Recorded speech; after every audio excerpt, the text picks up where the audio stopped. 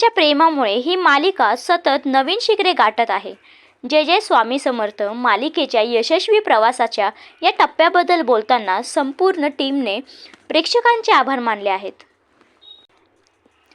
Colours Marathi वाहिनीवरील जय जय स्वामी समर्थ या मालिकेला संपूर्ण महाराष्ट्रातच नव्हे तर जगभरात प्रेक्षकांकडून भरपूर प्रतिसाद मिळत आहे. अन्यायाला मोडीत काढत आणि मार्गातल्या असंख्य लोकांचा उद्धार करत त्यांना उपदेश करत स्वामी समर्थ कसे सोलापूर इथे अक्कलकोटला पोहोचले, कशी लोकांना त्यांच्या महानतेची प्रचिती येत गेली.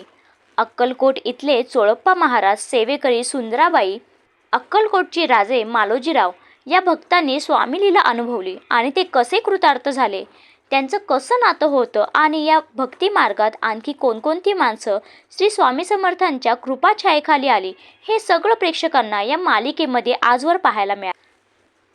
जय जय स्वामी समर्थ या मालिकेने यशाचा एक नवीन विक्रम स्थापित केला आहे. मालिकेने 1300 भागांचा महत्त्वपूर्ण टप्पा पार करून प्रेक्षकांच्या मनात एक अढळ स्थान निर्माण केले.